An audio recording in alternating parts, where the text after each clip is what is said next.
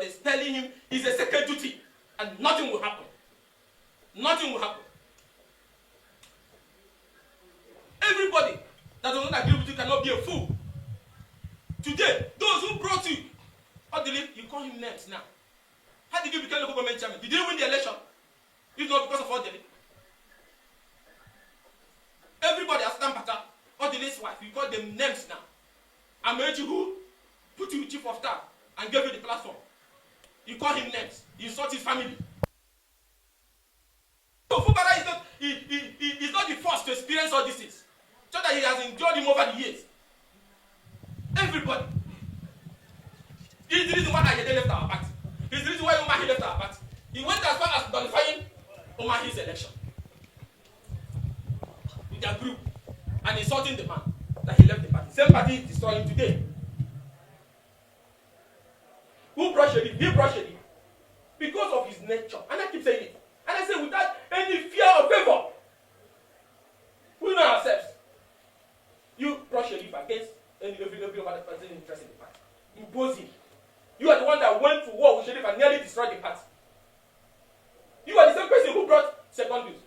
Each time you keep, politically blackmailing the party, they gave it to second news because you want to be president. Which second news could have even helped you?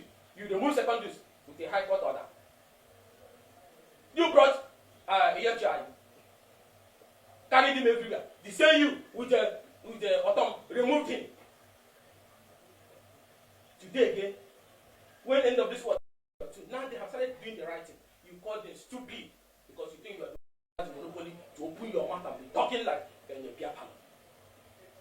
But the end, the political end to all this madness is come. You don't even know the perception Nigerians had about you and Rivers people that has gotten to a point that enough is enough. And I will advise the president, you are not the first that he can dance around. There was a time he was kneeling down for President Jonathan's wife. Time he kneels down for Odili. There's a time he kneels down for Amaewhule. You are not the first. You are not you used to call Jonathan almost daddy. He's leeching on you like a parasite to continue to use your political capital to continue to fight his personal war, thereby drawing enemies for you. Mr. President, the political consequences will be borne by you. Because people are rising up and they can see through it.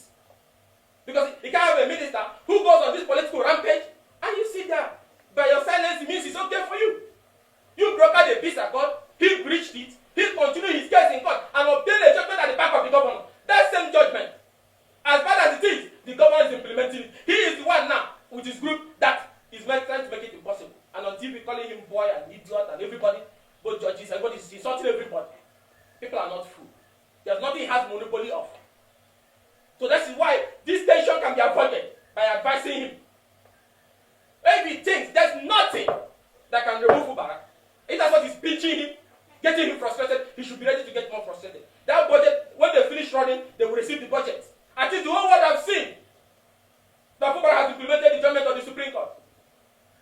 The council chairmen are gone, election dates have been fixed, budget is ready, presentation, the governor has gone after writing the House of Assembly ran under the bed in their quarters because a master called them from Abuja. And you think the state will continue to wait for you? People of Rivers will continue to wait for you on this insult with those lawmakers? No. The state and the people are taking note. And there will be political consequences for this decision to go to the extent of wanting to bring down your own state, starve the people, and create anarchy. So let me salute very well again the governor for being humble to the extent of ensuring that despite the provocation, he continues to run the will of government. In the last 4 days, the governor has been inaugurating projects. Even as I speak now, the governor is inaugurating the Bori General Hospital. He's only a man of courage. He doesn't define courage by look or by voice or shouting. No, he has it. And every man, I know I keep telling everybody in Nigeria, every man and every woman have courage. Embedded in them is the ability and the time to summon the courage. That's what matters. He has summoned his own courage. And despite those provocations, he has continued to carry on development, commissioning projects in 5 days. Salaries will be paid. The state will run. Very soon, now that it's over at the House of Assembly, because of the interest of their masters cannot do their legislative work, they will outlive their usefulness very soon because they will be ignored. And they will stay in that hideout in quarters, issuing ultimatum upon ultimatum until 2027 will come. Which is giving you the leverage to show to the whole world that you are actually the person that is their aggressor. So I want to thank him that despite all these issues, he has continued to remain on that path of seeking for peace. So the local government election process for August 9th is on. And like I said before, I want to inform you that what they are planning now is to obstruct the conduct of the election. And I want Justice of the Supreme Court to listen to me also and hear it. You ordered that the election should be held afresh. RSHA have issued the timetable in line with the timelines as given by Supreme Court. But those who got the judgment are now about to start amending the local government law in the middle of the election. What did they want to achieve? To frustrate the conduct of the election. To achieve what? So that they will now make another law that former local government chairmen whose tenure have expired years ago, that have gone into political oblivion, should come back. That can never happen. The opposition is saying today, that can never happen. That madness can never happen. But it's important Nigerians understand. I thought they wanted a fresh local government election. Here we are. Election process is ongoing. You are issuing a business ultimatum against the research chairman to obstruct the election. Thank God he has gone to court and that has solved that. It's not appearing anywhere. Commissioners that were screened when there was legal backing, you want them to be sacked. They cannot be sacked. So what? Comply with the Supreme Court judgment on the local government election. Comply with the judgment on the budget. To the extent that the governor has written with his own handwriting, send it to the House of Assembly, and also appear something that to them they think Fubara cannot do. He has gone to present it, and these boys have run under the bed because a master called them from they said don't receive it. You are willing to suffer your state, you are willing to suffer Rivers people, and tomorrow, as a House of Assembly member or House of Rep member, you come and seek for vote in Rivers. The same Rivers you want to starve to death. I think Rivers people should start mobilizing. The time has come. They have challenged you people. For the men there that are telling you there's nothing in you don't have a boss, it's time to show. Start mobilizing. So that they will understand that when the people gather for somebody, he will not be able to overdo the people. Let me also call on members of the party that there is a plot which is already in motion, which is something we want to ensure that the People's Democratic Party does not have this year's national convention. They already filed the suit in court. And also, not only that, to ensure that the party does not have a presidential primary. And that is why I'm saluting the members of the National Working Committee, who today are in majority, for deciding to step up and show leadership. That no matter what, if the court say, oh, it is an internal party matter, that is victory for us also. So the end of this meeting should be summoned, and Anya will remove again. And if Damato does not want to comply, you remove him too, on behalf of the neck, and they can't go to court because that is what the court have said. Nigerian democracy have never witnessed this kind of abracadabra before. Our courts are dragged into it, our systems are dragged into it, because one man who have been indulged over time, not made any substantial contribution to democracy, has said crisis, wants to control a state, so that he feels after being boy for Swaju, in 2031 when he must have destroyed the party, then he will be the only one with the resources and capacity to run as a VP or support somebody, run as a president or support somebody and be a VP. And that is why I must collect rivers like it's a private estate and keep it. As you say, you're a God. This will not work. This whole thing is about somebody's desperation to seize the structures of a state that is not his own. One man. That's why they must pretend to assuage like they love him, so that they see if they can get some backends or use institutions around him to continue to advance their selfish interests. And I want the president to separate this. It's not a city work. It's a personal agenda. And you're losing mileage every day that is acting on your behalf, because that's what people believe. Is that he faces the job you gave him, or you should come into the ring and do politics. Let me say this also very clearly. I have said it before. That the call for the rescreen has no basis in law. And we should await the judgment of the court on it. Because they were screened at the time there was legitimacy backing it. An order of a court is an order of a court. There's some actions. Just like when you remove a governor, you now ask him go and scrape out the road you constructed during that your tenure. Is that what you want? Is that possible? It's not possible. So those actions are passed. The government cannot stand them. That's our opposition. Our position as opposition. And let me also draw the attention of Nigerians and also the judiciary, because each time they must drag the judiciary into it. So a few days ago, my attention was drawn that a case was filed at the Federal High Court to declare my seat vacant. I said, can people be that stupid and myopic? We tracked the case, and we got the case that was filed in court. What is it? That me, as a member of the party, you go and forge documents. One of the one people who came from Labour Party, a non-entity. With a native doctor from our place, thank God, okay. And there's a woman they put his name with AJC. The last one AJC, Agatha will know, is a dead woman. Something like that. So they forged these documents. And then they go to court and say that the court should declare my seat vacant. The precondition for election for House of Rep, belong to a political party, age, and so on and so forth, have been met. The ground for losing seat is if you die, if you resign, if you are recalled by your people, or if you decamp to another political party, then your seat is declared vacant. They that decamped illegally have not even lost their seat. The obtaining judgment here and there to when appeal. The way that is in party, you go and file a matter at the Federal High Court because you think anything can be done with our judiciary, that you should sack me.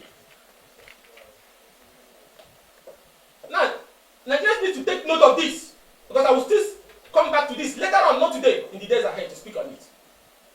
They secretly filed this matter. They think we don't have our eyes there. And they mentioned a particular judge they wanted. And guess what? Matter was assigned to another judge. Nigerians, I want everybody to pay attention. And I want the Chief Judge of Federal High Court to also pay attention. And the justices of the court. They filed this matter. And as God will have it, the matter was assigned to Court 8. I think it's the Court of Justice, Nwike or something.